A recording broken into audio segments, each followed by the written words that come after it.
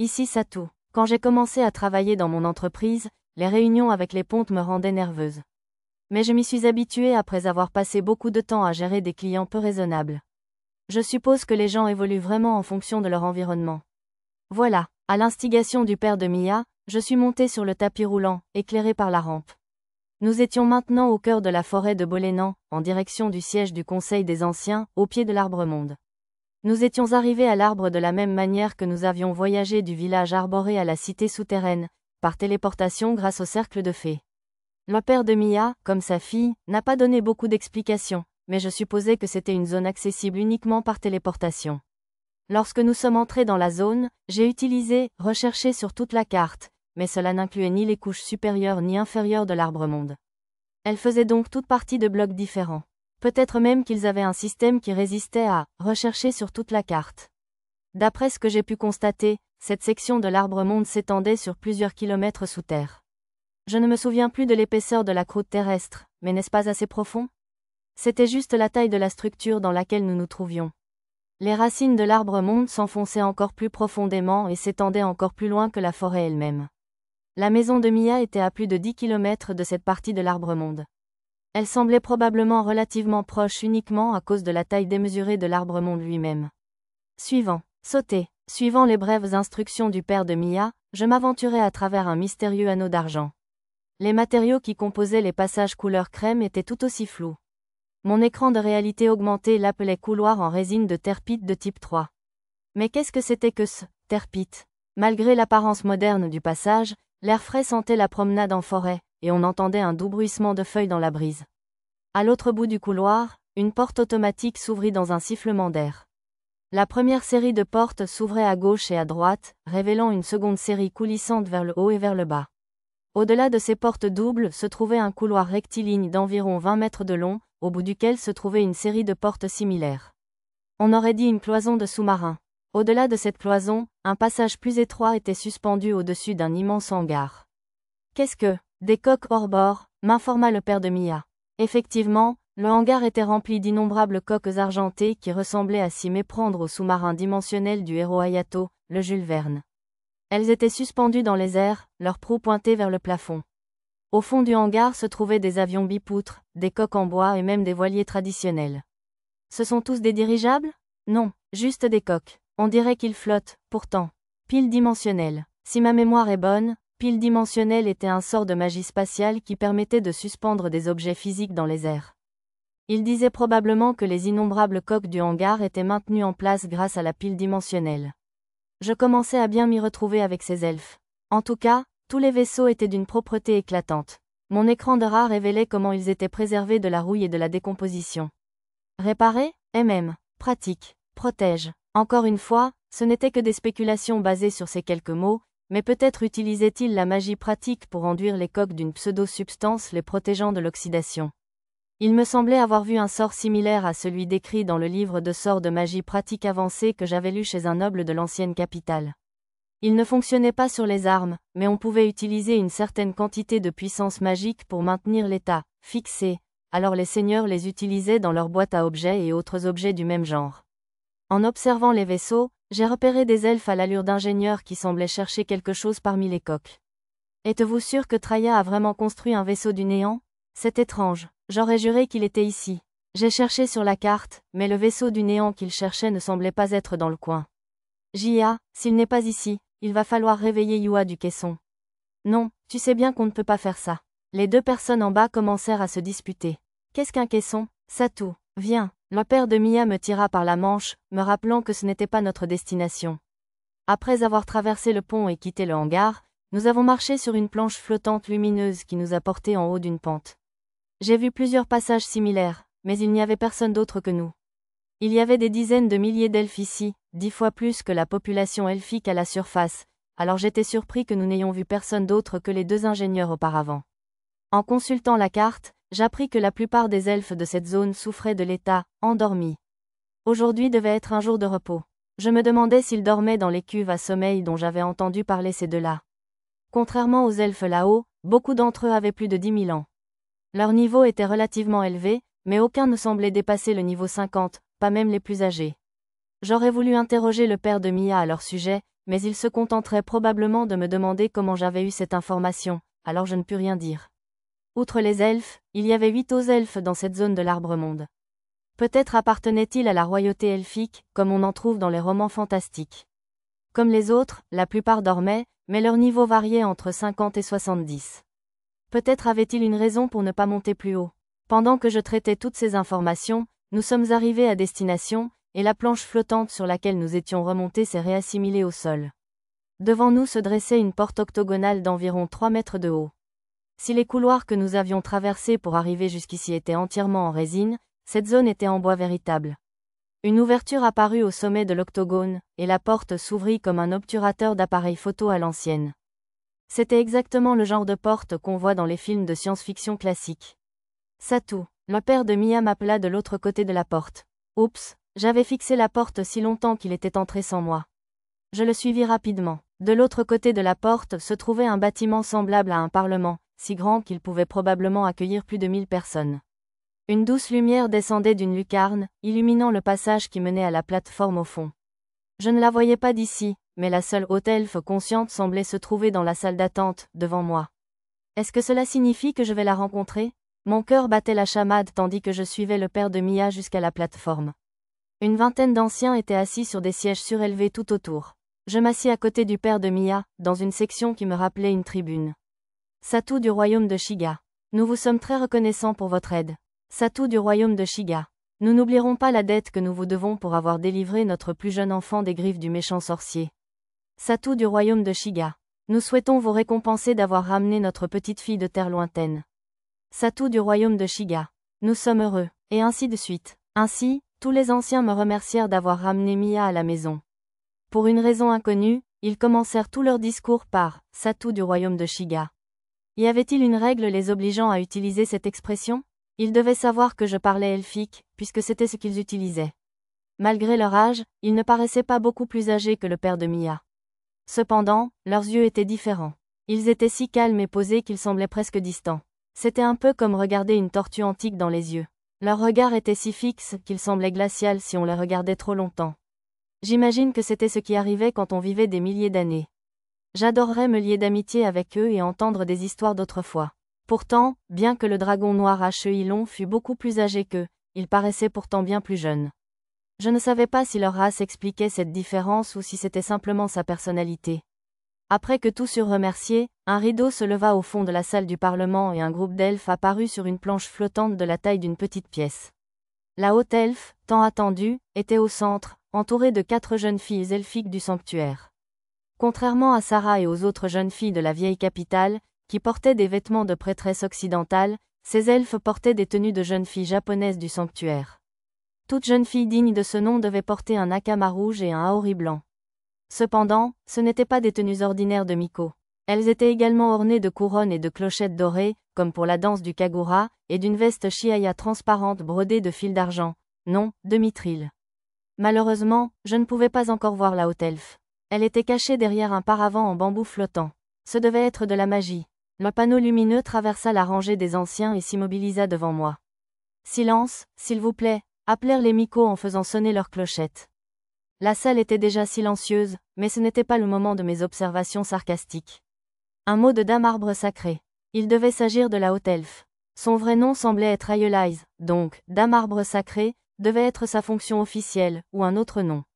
D'après l'écran de réalité augmentée, son titre était jeune fille pure et sa profession, arbre-monde, gardienne de la terre. Le paravent en bambou s'ouvrit, révélant Ayelise. Waouh, elle est jeune. La fille devant moi paraissait encore plus jeune qu'Arisa, à peine en âge d'aller à l'école. Ses traits étaient similaires à ceux de Mia, mais ses cheveux argentés et ses yeux rouges la distinguaient des cheveux et des yeux bleu-vert des elfes ordinaires. Comme eux, cependant, ses oreilles étaient à peine pointues. Waouh! Vérifiant son âge par curiosité, je suis restée bouche bée. Elle avait des centaines de millions d'années.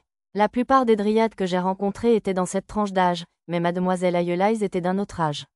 Je n'avais jamais vu 9 chiffres dans la colonne des âges. Rien que d'essayer de les compter, j'avais le vertige. Mais pourquoi avait-elle l'air d'une jeune fille? Satou du royaume de Shiga. Tu as bien fait d'amener Missanaria dans la forêt de Bolénan. Hein? Je te suis très reconnaissante. Que se passe-t-il dans son discours? Ses phrases débutent avec assurance, mais elle hésite et passe à des mots plus classiques. Et bien que sa voix soit généralement beaucoup plus posée qu'on ne l'aurait imaginé vu son apparence enfantine, elle prend une voix étrange et excessivement dramatique lorsqu'elle dit « tu »,« toi », etc. On dirait un fan de dessin animé essayant d'imiter un doubleur. J'ai regardé les anciens autour de moi, mais ils étaient toujours aussi impassibles. Les Mykos, quant à elles, se couvraient le visage, mais je voyais leurs épaules trembler. Qu'est-ce qui… dis-moi, qu'est-ce qui te trouble? La jeune fille penche la tête. Attends, qu'est-ce que c'est? À cheval sur la jeune fille qui se tenait devant moi, je vois une femme d'une vingtaine d'années, agenouillée avec modestie. La petite fille n'était donc qu'une illusion. Tout comme lorsque j'avais percé les illusions des hommes tigres blancs lors de la sombre vente aux enchères, cette technique ne semblait pas fonctionner sur moi. Sa véritable apparence était magnifique, même si elle l'était moins que celle de Lulu, cheveux blonds pâles, yeux bleus, lèvres fines et nez parfaitement dessiné. Elle était tout à fait mon type, pour être honnête. Difficile de le deviner à travers les couches de son haori blanc et de son chiaya, mais sa poitrine semblait avoir un bonnet séoudé. Et même si je n'en étais pas sûre, puisqu'elle était assise, elle semblait avoir à peu près ma taille. Voilà de quoi je parle. À mon avis, je n'avais pas rencontré assez de belles femmes adultes dans ce monde parallèle. Il s'agissait toujours de petites filles, pour une raison inconnue. Des femmes comme Sarah et Zena étaient trop jeunes pour être des partenaires amoureuses potentielles, et mes compagnes de voyage, Karina et les autres, étaient plutôt comme mes enfants adoptifs. Oh, j'étais si heureuse que nous soyons arrivés dans la forêt de Bolénan. Quant à ta récompense, que veux-tu? Y a-t-il quelque chose que ton cœur désire? L'illusion de la petite fille paraissait suffisante et confiante, mais le visage de la vraie Aeolise était légèrement rouge. Visiblement, cette petite farce n'était pas son idée. Elle participait probablement à une surprise préparée par d'autres elfes. Je ne pus m'empêcher d'être captivée par son expression timide et légèrement frustrée. Eh bien, Satou du royaume de Shiga. En récompense, je t'autorise un baiser. Oups, j'aurais dû écouter un peu plus attentivement. L'illusion de la fille tendit les bras en signe de bienvenue et sembla pincer les lèvres. La vraie femme garda les yeux baissés, visiblement gênée. Je n'avais absolument pas envie d'embrasser une petite fille, mais je ne dirais pas non à la magnifique adulte derrière elle. D'après mon expérience avec Mia, ce n'était probablement qu'un baiser léger, comme une salutation européenne. D'un mouvement fluide, je m'avançai, puis, sans hésiter, posai la main sur la joue de la vraie femme. J'ai failli céder à la tentation de l'embrasser sur les lèvres, mais après tout, c'était la représentante des hauts elfes. Mieux valait me retenir. Quand j'ai secouru Mia, elle m'a remercié en m'embrassant sur le front. J'ai donc fait de même avec mademoiselle Aeolise, effleurant à peine son front. Comme elle ne réagissait pas, je baissai les yeux d'un air interrogateur et constatai qu'elle était rouge comme une écrevisse. De la vapeur lui sortait presque des oreilles. Elle est aussi terrible que mademoiselle Karina. Aeolise vacilla et commença à tomber, alors je la rattrapai précipitamment. On aurait dit qu'elle s'était évanouie. Oups, peut-être n'étais-je pas censé faire ça? Satou du royaume de Shiga, nous vous présentons nos plus sincères excuses pour l'indélicate erreur de Litri. Dans une pièce séparée, un ancien me présenta ses excuses d'un air très sérieux. Non, c'est moi qui devrais m'excuser. Était-ce vraiment impoli de ma part de l'embrasser sur le front? Non, mais, déposer un baiser au-dessus du front est un acte sacré. On ne fait pas ça à la légère. Je vois, j'imagine que j'ai surpris mademoiselle Aeolise, alors. Enfin, au moins, ce n'était pas offensant. Dame Aaz se repose actuellement au cabinet médical. Lua s'occupera d'elle là-bas. Elle va bien? Oui, elle ira mieux après un peu de repos. Elle avait juste un léger vertige. Les Mykos, qui venaient de rentrer dans la pièce, ricanèrent. Pourtant, il est courant que les elfes majeurs s'embrassent sur le front. J'ai été surprise de voir Dame Aaz si troublée. Quoi? L'elfe aîné gronda la Mykos bavarde d'une voix grave, puis se tourna vers moi. Comme nous le disions, nous, les elfes du clan Bolénan, sommes heureux de vous accueillir chez nous. Veuillez utiliser la maison d'hôte jusqu'à ce que nous ayons terminé la construction de votre maison. Attendez, quoi? Construire une maison? Oh, inutile de vous donner tout ce mal. Nous serons ravis de séjourner dans la cabane dans les arbres pendant notre séjour. Mais une maison dans les arbres ne doit pas être très confortable pour toi, n'est-ce pas? Construire une maison prend à peine 1 an, alors ce n'est pas un problème. Les Mykos clignèrent des yeux, perplexes. Je suppose que la perception du temps par les elfes était plus éloignée de la mienne que je ne l'avais imaginé. On aurait dit qu'ils avaient tous supposé que nous resterions là-bas au moins 1 an. Je comptais rester environ 2 semaines, tout au plus, mais je craignais maintenant que cela paraisse impoli de partir trop vite. Eh bien, même si tu te contentes de vivre dans une cabane dans les arbres, il doit bien y avoir un autre moyen de te remercier d'avoir sauvé Mia. Souhaites-tu quelque chose? Je te remercierai. Tu es libre de le remercier personnellement, Leia. Cependant, je parle d'un cadeau de remerciement de la part de tous les elfes. D'accord. Le père de Mia semblait apaisé par les paroles de l'aîné. Ce n'était pas comme si j'avais ramené Mia à la maison pour une récompense, mais ce serait peut-être impoli de dire « pas besoin de me remercier » ou quelque chose du genre. J'avais rencontré une situation similaire avec les nobles de l'ancienne capitale. Le mieux serait de demander quelque chose de facile. Alors, puis-je demander la permission d'aller visiter la forêt de Bolénan? Mais bien sûr. Cependant, l'aîné nous laissa carte blanche pour aller où nous voulions, à l'exception des maisons individuelles des elfes, des ateliers ou des zones interdites de l'Arbre-Monde, où l'accès nécessiterait l'autorisation des elfes responsables de ces lieux. Une fois le banquet de bienvenue pour Mia terminé, j'avais hâte de faire du tourisme avec tout le monde. Alors, avez-vous décidé d'une récompense? Obtenir la permission d'aller visiter me suffisait. Mais l'image des coques métalliques et des voiliers que j'avais vus dans l'immense hangar plus tôt me traversa l'esprit. Je pensais voyager ensuite par avion ou par bateau de la forêt de Bolénan à Labyrinth City, le timing était donc parfait. Eh bien, je suis passé par le hangar tout à l'heure. Sur un coup de tête, je demandai si je pouvais avoir la coque extérieure d'un navire. Après un moment de réflexion, l'aîné accepta. J'appris plus tard qu'il hésitait à savoir si un produit aussi imparfait constituait une récompense suffisante. J'avais donc un petit projet de rénovation amusant pour m'occuper pendant mon séjour. La haute elfe Aeolise, allongée sur un lit transparent faiblement éclairé, se redressa, le sommeil encore dans les yeux. On dirait que Damaas vient de se réveiller. Après ma conversation avec les anciens, j'étais allé voir comment Aeolise allait. Apparemment, mon timing était parfait. L'une des Mykos, lui tendit une tasse d'eau. La tasse ressemblait à du verre, mais lorsque je la tenais moi-même, elle ressemblait davantage à du plastique. D'après mon écran de rat, on l'appelait un gobelet en Alua, donc Alua devait être le nom de ce matériau mystérieux. PFF, je savais que Daisaku avait tort. Pourquoi m'aurait-il dit que les hauts elfes sont censés être des petites filles aux cheveux argentés qui disent « tu » et « toi » et toutes ces bêtises? Damaas. Lua essayait d'informer Aeolise de ma présence, mais elle était trop occupée à grommeler pour remarquer. Je sais, je ne devrais pas dire du mal de la défunte, mais... Damaas. Mademoiselle Aeolise gonfla les joues, un peu comme Mia quand elle était fâchée. C'était plutôt mignon, quand même. Si je baissais ma garde, je tomberais probablement amoureuse d'elle en un clin d'œil. Allez, vous ne pouvez pas me laisser aller un peu? Il me prend vraiment pour une folle maintenant. J'espère que nous n'avons pas donné au sauveur de Mia une mauvaise impression des elfes. Damaas. Certes, elle semblait un peu instable émotionnellement sur le moment, mais je trouvais ses expressions changeantes si rapidement attachantes. Je veux dire, il n'était même pas là quand je suis allée au village supérieur hier pour saluer Mia après avoir fini mes affaires. Et qu'est-ce que cette Arisa racontait? Oui, les hauts elfes sont toujours des petites filles aux cheveux argentés, c'est sûr. Sans parler de me dire que son maître n'accepterait jamais un baiser d'une petite fille. Oh, Damaas. Alors Arisa était aussi impliquée, hein? C'est pour ça qu'il ne faut pas baisser la garde avec les gens de Nihon. Ils font toujours des bêtises comme ça. On aurait dit qu'elle avait déjà rencontré plusieurs Japonais, la plupart probablement aussi ridicules qu'Arisa. C'est pas de chance. Certains Japonais sont normaux comme moi, vous savez. Au fait, comment savait-elle qu'Arisa était japonaise? Je doutais qu'Arisa le lui ait dit, alors elle a dû le deviner à cause de ses cheveux violets révélateurs, généralement signe de réincarnation. J'aurais dû m'assurer qu'elle porte sa perruque blonde. Dame Arisa, écoutez-moi. Franchement, qu'y a-t-il, Lua? En réponse, Lua me désigna simplement du doigt. La tête d'Aeolise tourna si lentement, comme un homme de fer blanc dont les articulations du cou auraient besoin d'être huilées. Puis nos regards se croisèrent. Aussitôt, mademoiselle Aeolise fut prise d'une panique générale. Le contraste entre son apparence calme et adulte et son insouciance était plutôt mignon. Était-ce ce qu'on appelait « gap-mo » ? En tout cas, je devrais probablement lui laisser une porte de sortie. Après tout, cela semblait être en partie la faute d'Arisa. Mademoiselle Lua m'a dit que vous étiez au lit avec de la fièvre depuis ce matin. Au point de parler comme si vous déliriez, n'est-ce pas?